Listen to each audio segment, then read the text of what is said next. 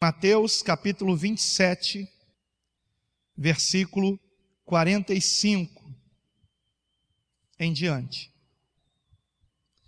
Desde a hora sexta até a hora nona, houve trevas sobre toda a terra. Por volta da hora nona, clamou Jesus em alta voz, dizendo: Eli, Eli, lama sabactani, o que quer dizer: Deus meu, por que me desamparaste? E alguns dos que ali estavam, ouvindo isto, diziam: Ele chama por Elias. E logo um deles correu a buscar uma esponja, e tendo-a embebido de vinagre e colocado na ponta de um caniço, deu-lhe a beber. Os outros, porém, diziam: Deixa, vejamos se Elias vem salvá-lo. E Jesus, clamando outra vez com grande voz, entregou o Espírito. Eis que o véu do santuário se rasgou em duas partes, de alto a baixo. Tremeu a terra, fenderam-se as rochas, abriram-se os sepulcros, e muitos corpos de santos que dormiam ressuscitaram.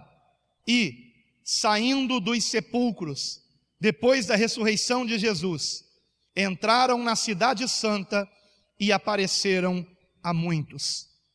O centurião e os que com ele guardavam a Jesus, vendo o terremoto e tudo o que se passava, ficaram possuídos de grande temor e disseram: verdadeiramente, este era Filho de Deus.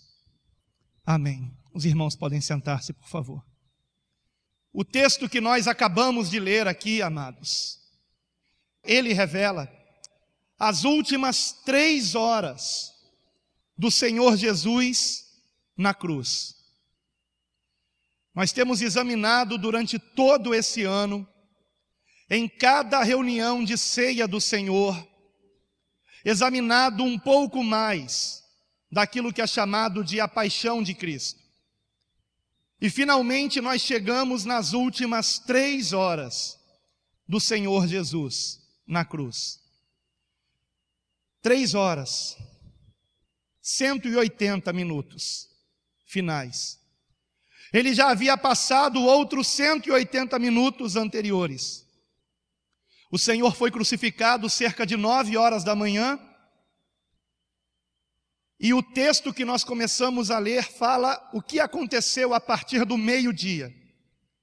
A partir do meio-dia, o sol, ao invés de dar o seu brilho maior, a palavra diz que escureceu. Houve trevas não apenas em Jerusalém, não apenas em toda a região da Palestina, houve trevas em toda a terra, diz a palavra de Deus. E essas trevas perduraram por 3 horas, por 180 minutos, que foram os minutos finais do Senhor naquela cruz, que foram os minutos mais dolorosos. Mas foi naqueles 180 minutos que o Senhor Jesus, em meio à solidão, em meio à dor, em meio à angústia, foi naqueles 180 minutos que Ele trabalhou para que nas nossas vidas, para que no destino da nossa alma, houvesse uma mudança de 180 graus para a glória de Deus. Porque todos nós estávamos perdidos se não fosse o que Jesus fez por nós naquela cruz. E dentre os que tiveram a vida transformada, estava o centurião, que viu o que se passava, e também aqueles que com ele estavam guardando aquele momento de crucificação. E além do sol escurecer e do terremoto, o que foi mais que aquele centurião viu, que fez com que ele tivesse temor que fez com que ele reconhecesse que Jesus é o Filho de Deus. O que foi que aquele homem viu? Além do terremoto, porque um terremoto não é o bastante, um terremoto pode acontecer a qualquer momento em regiões como aquela onde está Jerusalém. É comum acontecer terremotos de pequena, de média magnitude e raramente de grande, como acredita-se foi esse terremoto. E a palavra nos diz que não foi só o terremoto.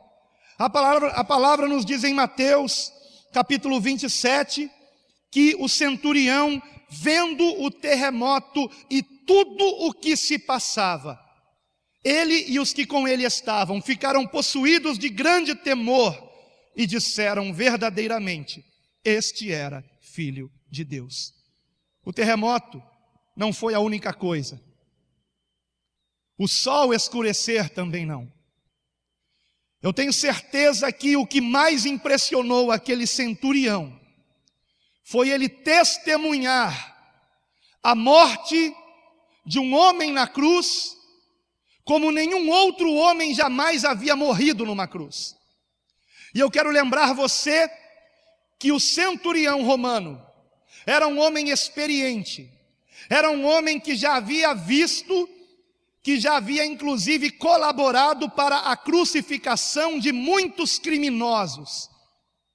Mas o que ele viu naquele homem que estava sendo crucificado entre dois malfeitores foi a morte não apenas de um homem justo, mas foi a morte de um homem que, apesar de ser justo, morreu, foi crucificado sem reclamar a sua inocência. Apesar de não ter cometido não apenas nenhum delito criminal, mas de não apenas nunca ter cometido pecado, aquele centurião e os que com ele estavam viram um homem justo, um homem sem pecado, morrer injustamente, porém, sem abrir a sua boca para lamentar o seu destino, sem dizer que estava sendo crucificado injustamente. E eu tenho certeza absoluta que não foi o terremoto, que não foi o sol escurecer, mas que foi isto, a maneira como o Senhor Jesus se entregou naquela cruz, nunca havendo pecado, mas se entregando como um cordeiro mudo para o seu tosquiador, se entregando como oferta pelo nosso pecado. Eu tenho certeza que o que impressionou aquele centurião foi o clamor de Jesus, orando ao Pai, intercedendo ao Pai.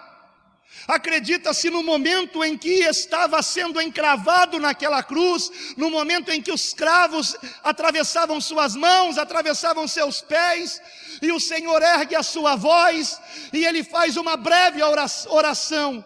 Ele diz: Pai, perdoa-lhes, porque não sabem o que fazem. Perdoa-lhes, porque não sabem o que fazem. Eu tenho certeza que isso impressionou aquele homem. Eu tenho certeza que se era ele que estava dando aquelas marteladas, cravando o Senhor na cruz, quem estivesse fazendo aquilo deve ter parado por um momento e pensado: que homem é esse, que quando está sendo crucificado injustamente, pede a Deus que nos perdoe e chama esse Deus de Pai. Mas não foi apenas isso. Nos seus momentos finais, ou melhor, no seu último instante, antes de declarar está consumado, entregando o Espírito, o Senhor Jesus, ele dá mais um brado naquela cruz. Um brado que deve ter arrepiado muitas pessoas ali presentes. Um brado que eu espero arrepie você também, como a mim também arrepiou. O Senhor Jesus, que poucos instantes antes havia dito: Pai, perdoa-lhes porque não sabem o que fazem. Agora Ele grita, Ele clama e diz: Deus meu, por que me desamparaste? Por quê? Existem pelo menos duas razões para Jesus ter dito isso. A primeira delas é para que nós soubéssemos o que se passava com Ele naquele momento. Jesus disse: Deus meu, por que me desamparaste?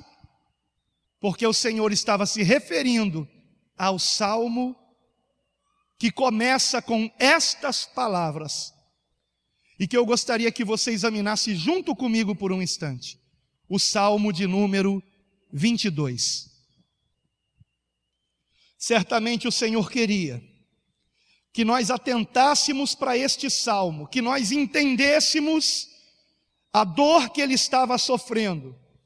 E o Salmo 22 é extraordinário, porque ele revela, em pelo menos 8 versículos, o que o Senhor Jesus passou naquela cruz, sendo experimentado em primeira pessoa. Como se o próprio Jesus tivesse escrito isso durante a crucificação. E nós vamos ler esses versículos. O primeiro deles é o versículo 1, que diz: Deus meu, por que me desamparaste? Porque se acham longe de mim a salvação, as palavras de meu bramido. Agora o versículo 7 e 8. Todos os que me veem zombam de mim, afrouxam os lábios e meneiam a cabeça, dizendo: confiou no Senhor, livre-o Ele, salve-o, pois nele tem prazer. Exatamente o que aquelas pessoas diziam ao redor da cruz. Seja salvo, salva a ti mesmo, que o teu Pai te salve, que o teu Deus venha te socorrer. Versículo 14. Derramei-me como água, e todos os meus ossos se desconjuntaram. Meu coração fez-se como cera, derreteu-se dentro de mim. Para quem não sabe, uma pessoa que é pendurada pelos braços, como eram crucificados naquele tempo os criminosos, com o peso do próprio corpo, os ossos vão se separando uns dos outros. As juntas dos braços, as juntas do ombro, as juntas da coluna vertebral, todos os ossos que sustentam o corpo vão sendo esticados, vão sendo, melhor dizendo, separados. E nesse versículo está relatado isso: todos os meus ossos se desconjuntaram. E mais, meu coração fez-se como cera, derreteu-se dentro de mim. Vocês sabem que após a morte de Jesus, para que tivessem certeza de que ele realmente havia morrido, um soldado o transpassou pela lateral do tórax com uma lança. E o autor do Evangelho de João, o discípulo amado do Senhor Jesus que estava diante da cruz, ele diz o seguinte: que dali, daquela ferida, não saiu apenas sangue, saiu sangue e água. O que muito o impressionou. E hoje nós sabemos pelos médicos, hoje nós sabemos pelos especialistas cardíacos, que o que aconteceu ali foi que não saiu apenas sangue, por conta do coração do Senhor ter explodido por causa do estresse emocional que ele estava passando. Você quer saber como foi que Jesus morreu? Não foi uma parada cardíaca, foi uma explosão cardíaca. O coração dele rebentou, mas rebentou de amor por nós, rebentou de amor por você, rebentou de amor por aquele que está aí ao seu lado, à sua frente, atrás de você, rebentou de amor pela humanidade. O versículo de número 15 diz: secou-se o meu vigor como um caco de barro, e a língua se me apega ao céu da boca, assim me deitas no pó da morte. A língua se me apega ao céu da boca. Uma das 7 frases que o Senhor Jesus disse na cruz, porque foram 7, foi: tenho sede.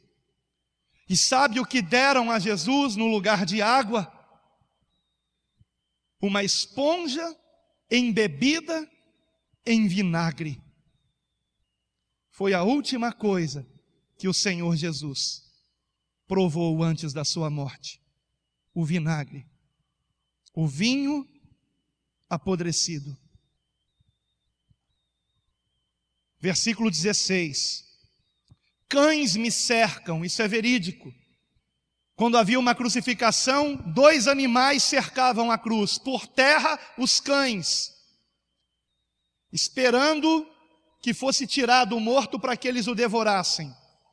E no ar, os urubus, as aves de rapina, que também sobrevoavam aguardando a morte dos crucificados para comerem seus pedaços, seus restos mortais.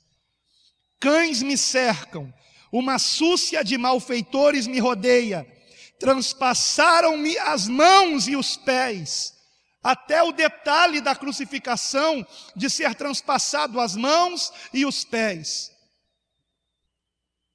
por cravos que são pregos gigantescos.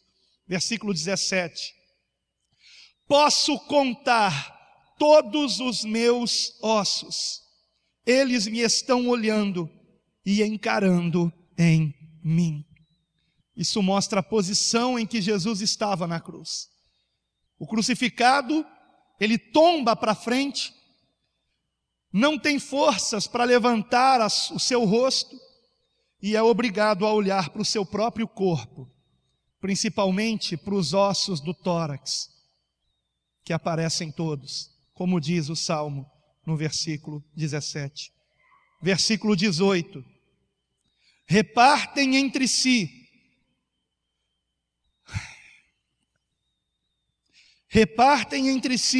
as minhas vestes, e sobre a minha túnica deitam sortes. Tudo quanto ele tinha, apenas aquilo, as vestes e uma túnica, eram os bens do Senhor nessa terra, nada mais. Ele não tinha onde reclinar a cabeça, ele não tinha casa própria, ele não tinha uma montaria, ele não tinha riquezas, ele não tinha posses. Tudo quanto ele tinha era a roupa do próprio corpo, da qual ele foi totalmente despido.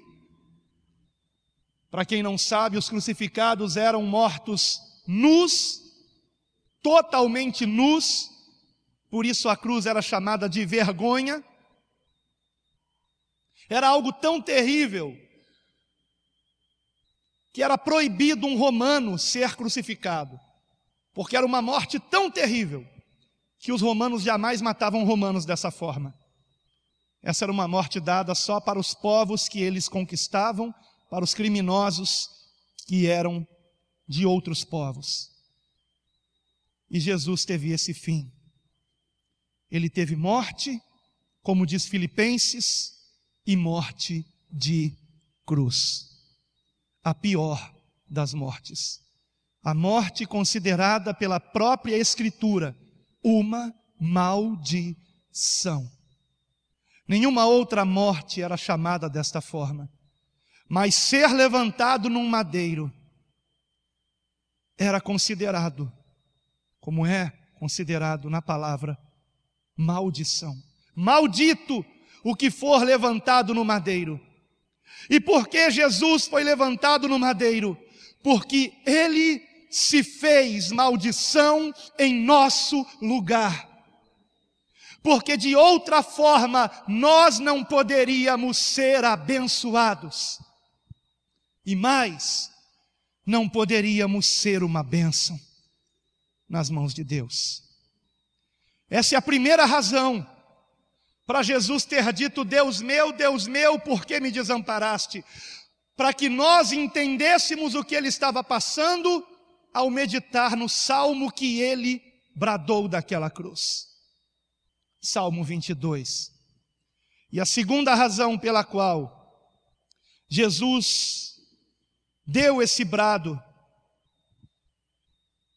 é para que nós soubéssemos que naquele momento em que havia trevas cobrindo toda a terra, naquele momento que era o minuto final também do Senhor Jesus sobre a cruz, era para que todos soubéssemos que naquele momento ocorria a expiação pelos nossos pecados.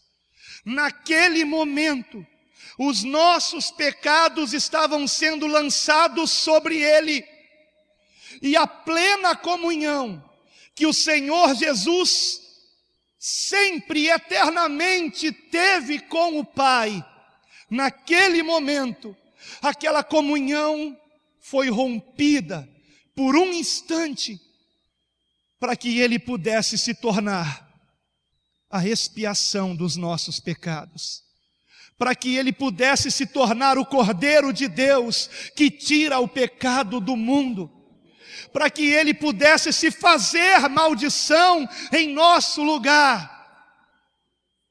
Eu não tenho dúvida que as trevas que começaram ao meio-dia e que se intensificaram até o momento em que Jesus disse: está consumado. As trevas que havia em toda a terra nada mais era que o nosso pecado, que a sujeira de toda uma humanidade, em todas as épocas, em todas as eras, foram lançadas sobre ele, sobre o Senhor, e nós não temos ideia do que significa isso. Nós não temos noção do quanto o Senhor estava sofrendo por causa desse momento. Nós não temos a menor noção, mas nós sabemos o que significa, e Jesus quer que você saiba o que significa. Por isso ele fez questão de clamar: Deus meu, por que me desamparaste? Para que você soubesse o quanto custou a nossa redenção. A nossa redenção custou a quebra da comunhão do Pai com o Filho, ainda que tenha sido por um instante. Foi a maior dor, foi o maior sofrimento para um filho que sempre teve plena comunhão com o Pai. E não esqueça, nós estamos falando de Deus. De Deus. Será que imaginamos, pensamos, meditamos no sofrimento que nossos pecados infligiram no Senhor? E Ele quer que saibamos que não apenas Ele sofreu por nós, mas por que Ele sofreu por nós? Ele sofreu por nós para que houvesse, para que fosse possível acontecer uma troca. Uma troca. A palavra diz em 2 Coríntios, capítulo 5, versículo 21, que aquele que não conheceu o pecado, Ele, Deus, o próprio Deus, o fez pecado por nós, para que nele fôssemos feitos justiça de Deus. Você entende isso? Preste bastante atenção nisso, em nome de Jesus. aquele que não conheceu pecado, Jesus, o próprio Deus o fez pecado por nós, para que nele, em Cristo, fôssemos feito justiça de Deus. O que está acontecendo na cruz é algo que não poderia ser de outra forma, é algo que abalou o mundo, literalmente falando. Eu tenho certeza, e só no porvir eu posso confirmar isso, mas eu tenho certeza que aquele terremoto não foi apenas ali, foi em toda a terra, em toda a terra, porque o que Jesus estava fazendo ali era uma troca, a maior das trocas, a maior das ofertas, o maior dos milagres. Diante desse milagre, qualquer outro milagre é absolutamente nada, nada, não significa nada, diante do que o Senhor estava fazendo ali. Ele estava se entregando, o Santo dos Santos, o Rei dos Reis, o Senhor dos Senhores, por nós, míseros pecadores que nada merecemos. E tudo isso por amor. Foi isso, era isso que estava acontecendo. Por isso tremeu a terra, abalaram-se as estruturas até espirituais. A palavra diz que alguns santos, pessoas que viviam consagradas a Deus, ressuscitaram naquela hora. Tamanho foi o abalo do que o Senhor fez, para provar que Ele estava morrendo pela nossa ressurreição. Aleluia! Uma troca, guarde isso. Mas não foi apenas Davi que teve um vislumbre desse momento. O profeta Isaías também teve um vislumbre da glória do Senhor. E em Isaías capítulo 53, não em primeira pessoa, mas como se Isaías estivesse contemplando o Senhor na cruz, Isaías diz o seguinte, eu vou ler apenas alguns versículos, todo o capítulo fala disso, mas eu estarei lendo alguns apenas. Versículo 4. Certamente, Isaías 53, versículo 4. Certamente, Ele tomou sobre si as nossas enfermidades e as nossas dores, levou sobre si. E nós o reputávamos por aflito, ferido de Deus e oprimido, mas Ele foi traspassado pelas nossas transgressões e moído pelas nossas iniquidades. O castigo que nos traz a paz estava sobre Ele, e pelas suas pisaduras fomos sarados. Todos nós andávamos desgarrados como ovelhas, cada um se desviava pelo caminho, mas o Senhor fez cair sobre ele a iniquidade de todos nós. Ele foi oprimido e humilhado, mas não abriu a boca. Como cordeiro foi levado ao matadouro, e como ovelha muda perante os seus tosquiadores, Ele não abriu a boca. Ele não abriu a boca porque Ele quis se entregar em nosso lugar. Você compreende? Aqui está acontecendo uma troca. Isaías viu profeticamente a glória do Senhor, mas aquele centurião e aqueles que ali guardavam também os crucificados junto com aquele centurião, viram pessoalmente, testemunharam essa glória do Senhor. E com isso, eles temeram e eles creram. E nós? E nós? O que significa a cruz para nós? O que significa os últimos momentos do Senhor naquela cruz para as nossas vidas? Como você se sente ouvindo isto? O que você entende de tudo quanto aconteceu?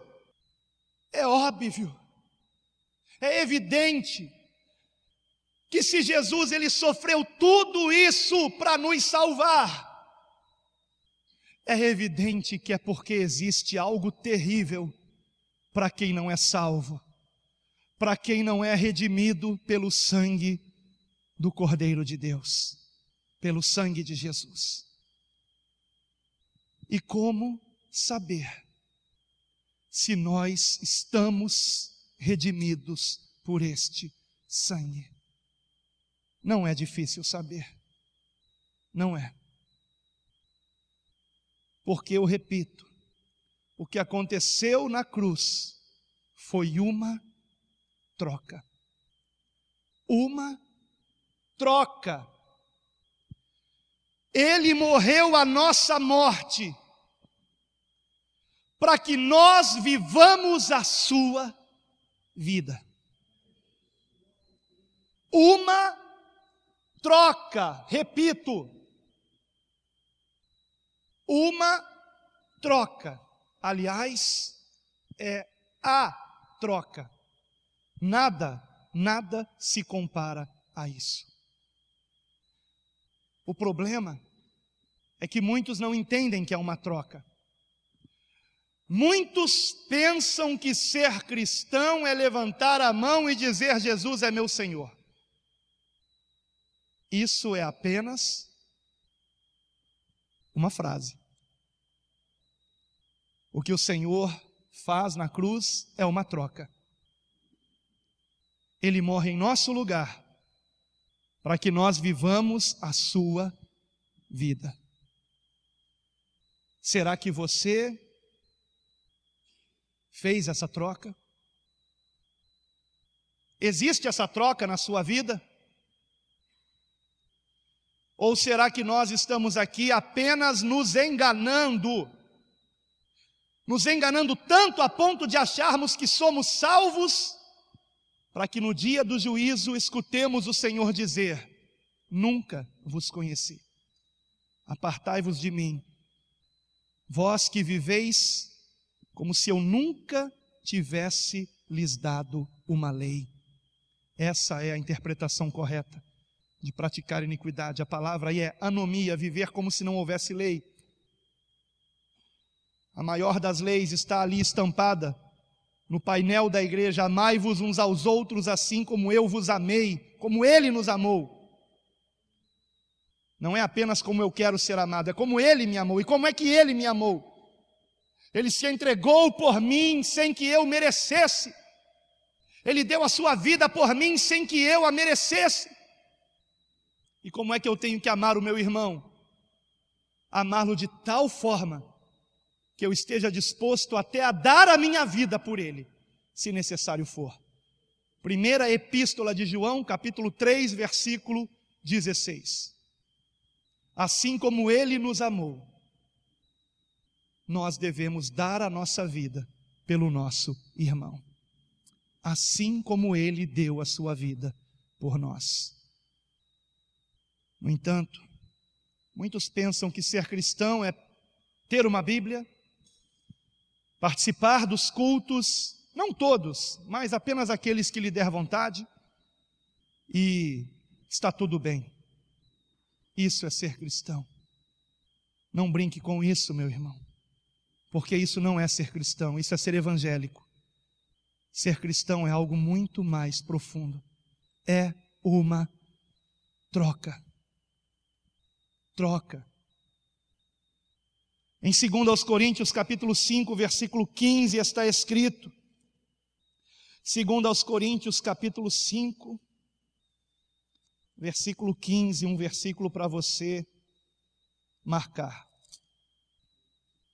2 Coríntios capítulo 5, versículo 15. Segunda, não 1 aos Coríntios. 2 aos Coríntios 5,15. Eu tenho esse versículo sublinhado numa parte dele na minha Bíblia. E ele morreu por todos, para que os que vivem não vivam mais para si mesmos. Para que Jesus morreu na cruz?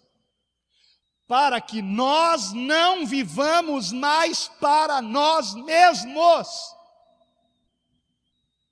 Se você continua vivendo para si mesmo, e de vez em quando vem na igreja para acreditar que está salvo, eu quero alertar você.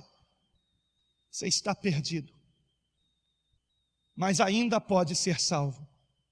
Grande é a misericórdia de Deus de trazer você aqui nessa noite, de te dar a oportunidade de ouvir essa mensagem. É uma troca. Ele morreu por todos para que os que vivem não vivam mais para si mesmos, mas para aquele que por eles morreu e ressuscitou.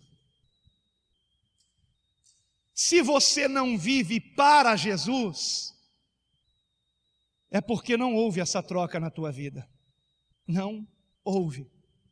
Você passa a semana inteira distraído com as coisas do mundo, agindo como uma pessoa mundana, fala os mesmos palavrões, gosta das mesmas coisas erradas, não preciso mencionar, embora tenha vontade de dizer,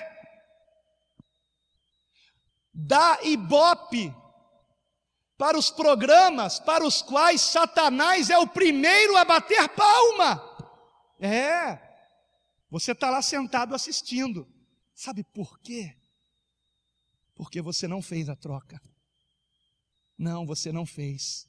Você consegue imaginar Jesus sentado assistindo porcaria? Você não vive a vida que Jesus viveria.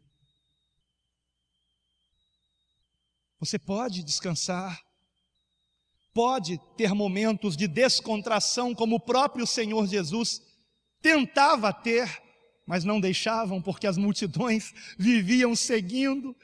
Certa vez Jesus ele foi para um campo para tentar descansar com os discípulos. Quando chegou lá, rapidamente já estava uma multidão ao redor, porque descobriram que ele estava lá. Todo o tempo do ministério público de Jesus foi tempo de trabalho, porque ele sabia para que tinha vindo a esse mundo, para pregar o Evangelho, o poder de Deus para a salvação de todo aquele que nele crê.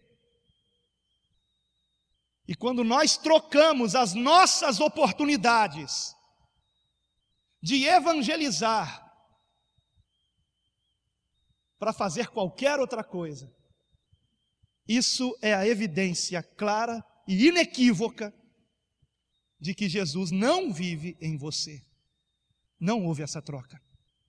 Mas eu repito, é possível haver essa troca. Porque muitos de vocês levantaram a mão e fizeram uma decisão por Jesus. Só que se converter não é uma decisão. Se converter é uma entrega. Se converter é uma rendição. Se converter é uma troca. Eu estou morrendo para mim mesmo, para que o teu Espírito Santo viva em mim. Eu me nego todos os dias e carrego a cruz, que é o resultado desta negação, e não me envergonho do seu Evangelho, dia após dia. Dia após dia. Eu não prego isso com alegria, eu prego isso com amor. Eu prego isso como um pai que chama a atenção do seu filho para o seu próprio bem, para que ele entenda que o pão que nós repartimos é a comunhão do corpo de Cristo, que foi moído pelas nossas iniquidades, que o cálice que bebemos é o cálice que representa o sangue do Cordeiro de Deus, que tira o pecado de todos aqueles que se arrependem e nele creem, que se entregam, que se rendem, que reconhecem que nada podem fazer pela própria salvação, mas que Ele, Jesus, tudo fez por nós naquela cruz. É uma troca. É uma troca. Sabe o que acontece com aqueles que fizeram a troca, mas que começam a voltar para os pecados que haviam abandonado? Sabe o que acontece? Começam a ser disciplinados pelo Senhor. Você pensa que o Senhor, Ele quer tirar você da presença dEle? Não. Ele nos amou tanto, a ponto de enviar o próprio Filho, com o qual teve comunhão eternamente, para que sobre o seu próprio Filho fosse lançado o teu pecado, o meu pecado, para que sejamos salvos. Não, Ele não quer que você seja um perdido pecador. Ele quer a sua salvação. Ele quer poder chamar você de filho, de filha. Ele quer ouvir você o chamar de pai, de paizinho querido. Dizer para Ele: eu te amo, por sentir a sua presença, por sentir o bálsamo do Espírito Santo trabalhando no teu ser, preenchendo todo o teu coração. É isso que Ele quer. É isso. Jesus não veio a esse mundo para te condenar, Ele veio para te salvar. E quando você se afasta do caminho que você antes estava, caminho da salvação, o qual não é outro senão o próprio Jesus, quando você deixa de estar nele, de permanecer em Cristo, e como é que deixamos de permanecer em Cristo? Quando deixamos de ter comunhão com Ele, genuína, sincera, verdadeira, quando já não oramos com amor, quando já não lemos a Bíblia com interesse de conhecê-lo, quando já não louvamos mais com todo o coração, estamos deixando de permanecer nele. E quando começamos a voltar para os pecados de outrora, o Espírito Santo começa a nos chamar de volta. Ele nos chama de volta. Ele nos chama a um concerto. Ele usa o pregador. Ele usa um outro irmão para falar com você. Ele usa até as coincidências. Você abre a tua Bíblia e cai justamente aquela palavra que vai consertar a tua vida. Deus começa a se revelar a você. Você está vendo aquele programa que não deveria, e o Espírito Santo está falando ao teu coração: se levante, desligue isso não faz bem para a tua alma, busque a minha presença. E quando você começa a resistir a isso, aí o Pai não tem outra coisa a fazer senão tirar o cinto e te aplicar um bom castigo. Eu sei o que é um bom castigo. Eu sei o que é se afastar do Senhor de propósito, o que é fugir da chamada de Deus. Eu sei o que é a solidão, eu sei o que é a fome, a vergonha, mas louvado seja o Senhor, que de tantas maneiras me trouxe de volta para o seu caminho, que você não tenha que comer as bolotas que os porcos comem, para voltar para a presença do Pai, que não é uma construção feita com mãos de homens. A presença do Pai é o reino de Deus, é o senhorio de Cristo na tua vida, É Ele sendo novamente o centro do teu coração. É Ele reinando soberano na tua vida. De tal maneira que quando por algum acidente você pecar, por uma falta de vigilância, por uma falta de oração, você consiga ouvir a sua voz, dizendo: filho meu, foi por você que eu morri naquela cruz.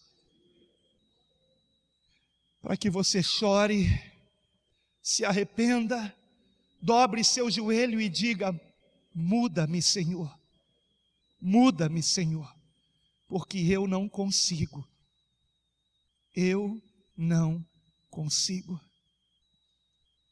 A vida cristã só é um enfado, só é um peso, a vida cristã só é um incômodo para pessoas que estão tentando se salvar.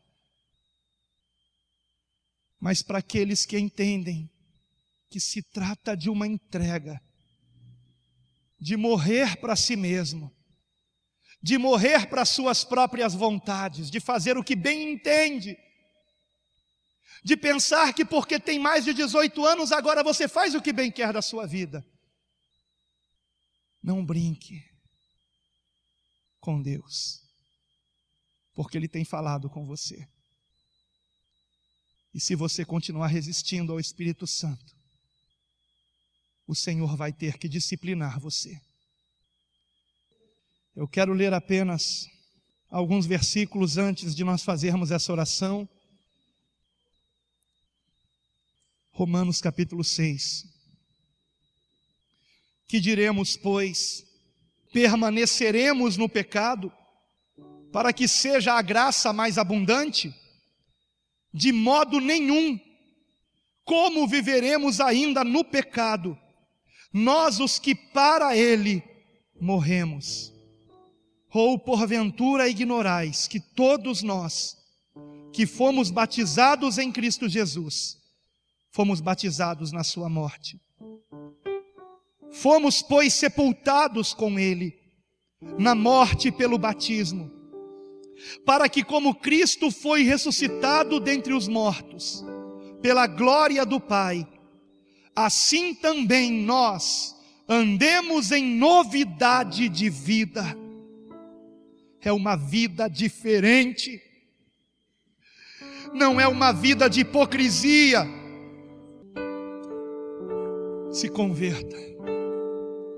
Você tomou uma decisão, talvez tenha sido até há anos atrás, mas se você não vive a vida que Cristo levaria, é porque você não fez a troca, é porque você não entendeu o que significaram aquelas 3 últimas horas de agonia na cruz, é porque você não entendeu o que significou Jesus dizer: Deus meu, por que me desamparaste? Porque se você tivesse entendido, assim como aquele centurião, haveria temor no teu coração, e haveria fé, a ponto de você dizer, sabendo que isso poderia custar a sua prisão: verdadeiramente, este é Filho de Deus. Quem é Jesus para você? Ele não é uma religiosidade, Ele é a nossa vida. A nossa vida. Prossegue a palavra dizendo: porque se fomos unidos com Ele na semelhança da sua morte, certamente o seremos também na semelhança da sua ressurreição. Sabendo isto, que foi crucificado com Ele, o nosso velho homem foi crucificado, para que o corpo do pecado seja destruído, e não sirvamos o pecado como escravos. Você não é mais escravo do pecado. Antes você não conseguia dizer não para o pecado, mas agora você pode dizer não para o pecado. Experimente dizer não para o pecado, porque agora você pode. O diabo sussurra que você não pode, é mentira. Maior é o Espírito Santo de Deus que habita em você do que tudo quanto há no mundo. Que maravilha é! Por isso a terra tremeu, porque maior é o que está em nós. Aleluia! A terra estremece diante desse poder, porquanto quem morreu está justificado do pecado. Ora, se já morremos com Cristo, cremos que também com Ele viveremos. Se já morremos com Cristo, sabedores de que, havendo Cristo ressuscitado dentre os mortos, já não morre, a morte já não tem domínio sobre ele. Pois, quanto a ter morrido de uma vez para sempre, morreu para o pecado, mas quanto a viver, vive para Deus. Assim também vós, considerai-vos mortos para o pecado, mas vivos para Deus em Cristo Jesus, nosso Senhor. A Ele a honra, a Ele a glória, a Ele o poder, para sempre e sempre e sempre. Oh Deus, o Senhor nos salvou, o Senhor nos salvou.